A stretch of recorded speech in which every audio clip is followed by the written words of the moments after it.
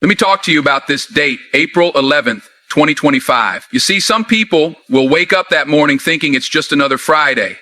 They'll brew their coffee, check their phones, scroll through the news, business as usual. But let me tell you, in the heavens, that date ain't usual. In the spirit, it's a line being drawn. A shift is coming. Now, I'm not here to predict doom. I'm here to proclaim purpose, because everything God allows, he uses. And sometimes God has to shake things, not to break us, but to wake us. You ever seen a snow globe sitting on a shelf? It's calm, peaceful. But shake it, and what happens? All the little flakes start dancing. Things that were settled get stirred up. Why? Because now it's moving. And that's what God is about to do. Shake things, stir things, expose what's been hiding beneath the surface. Some of y'all been asking, why does life feel heavy? Why do I feel stretched? Why is my spirit restless? It's because God's been preparing you for a time such as this. You thought you were breaking down, but you've actually been building up. April 11 marks more than a moment. It marks a mandate. It's a holy interruption. It's a divine checkpoint in time where heaven says, all right now, no more playing church. No more half in, half out. I'm separating the wheat from the chaff. I'm purifying my bride. Let me be real with you. This world has gotten loud. Loud with confusion, loud with distraction, loud with division. And in the middle of that noise, God's voice has been whispering, quiet but clear. He's been saying, come closer, be still, hear me. But come April 11, that whisper becomes a roar. And people are going to have to decide, whose voice will I follow? Because there will be those who stay asleep, who keep walking in circles, chasing success without substance. But then there will be you, the ones who heard the sound, the ones who felt the shift, the ones who said, Lord, I'm ready. Whatever it costs, I'm yours. And make no mistake, there will be shaking. Systems will tremble. Structures built without God will collapse. And that's not judgment, it's mercy. Because God would rather shake your comfort than let you sleep through your calling. This ain't about fear, it's about focus. It's about tuning in to the frequency of heaven and saying, use me, Lord. Shake what you gotta shake, but leave my faith standing. Because those who stand, those who've been in the secret place, those who've been digging wells in prayer when nobody was watching, they're gonna rise with power this world can't ignore. So don't be surprised when it gets uncomfortable. Don't be surprised when people start falling away. Don't be surprised when the truth gets tested. Because the shaking is not the end, it's the beginning. The world may not see it coming, but the Spirit already knows. April 11 is not a pause, it's a push. And I don't know about you, but I'm ready.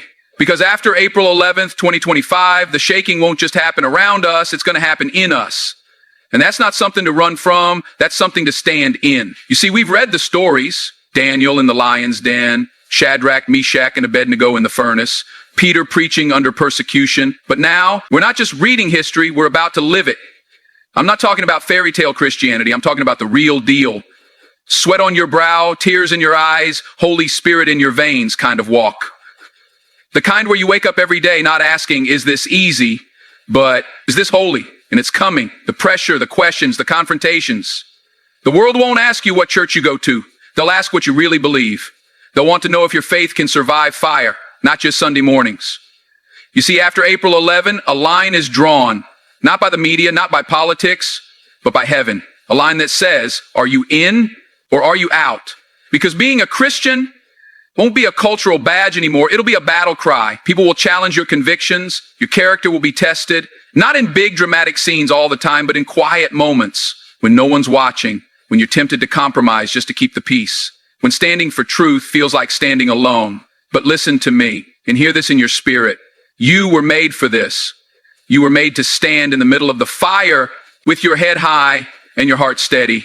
And not because you're perfect, but because God is present. He's right there in the heat. And when the world says bow to the pressure, you're going to say, I already bowed to Jesus. This ain't about hate.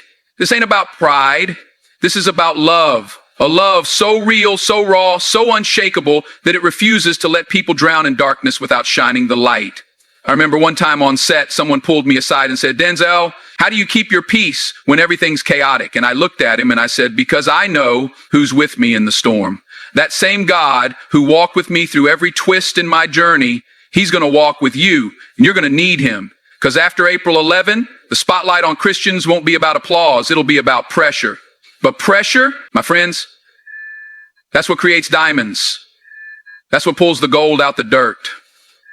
That's what separates the imitators from the anointed. You'll face things that challenge your comfort, but don't you dare let it shake your calling. God is building something in you that's bigger than convenience. something eternal, something that costs something, because it's worth everything. So don't run from the fire. Walk into it, knowing the one who stands beside you has already overcome the world. And when that heat comes, you won't be consumed. You'll be refined.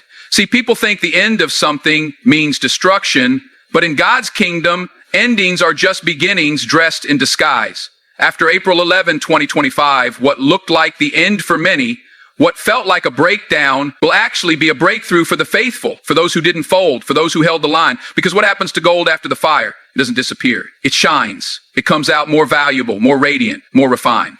And that's exactly what's about to happen to you. There's a remnant, quiet, humble, often overlooked, that God is raising up. Not the loudest voices, not the ones with the biggest platforms, but the ones with deep roots. The ones who prayed in private, who wept in the secret place, who stayed faithful when no one was clapping, and God's saying, now is your time. You see, this next season isn't about survival, it's about revival. Real revival, not hype, not theatrics, but hearts turned back to God, families restored, generations awakened. The kind of revival where miracles break out in grocery stores, where healing flows through a phone call, where peace floods a home that used to be filled with chaos. And who's going to lead it? Not celebrities, not just pastors. You, the everyday believer, the one who chose obedience over popularity, the one who said yes when it cost everything. After April 11, you won't just stand, you'll soar. You'll speak with an authority that makes hell tremble. You'll love with a depth that breaks chains. You'll walk in a boldness that didn't come from a motivational quote, but from the presence of God. And people are going to notice, not because you're trying to be noticed, but because the light in you will be too bright to ignore. They'll say, there's something about them. And you'll say, it's not me, it's Christ in me. The world is getting darker, but you're getting brighter. The confusion may grow, but your clarity, it's getting sharper. The fear may spread, but your faith, it's getting louder. This is the season where God says, I'm placing my people in positions of influence, not to blend in, but to bring change. Not to entertain, but to transform. So don't think small. Don't hold back. Don't dim your light for the comfort of others. Because God didn't bring you through the shaking and the fire just to survive. He brought you through it to shine. You've been prepared for this, processed for this, positioned for this. And when the world sees what comes out of this next season, they'll know it wasn't by might, it wasn't by power, but by the Spirit of the living God. Get ready. After April 11, the world won't be the same, and neither will you. After April 11, 2025, the world might not recognize you because you won't be walking like you used to. You won't be speaking like you used to.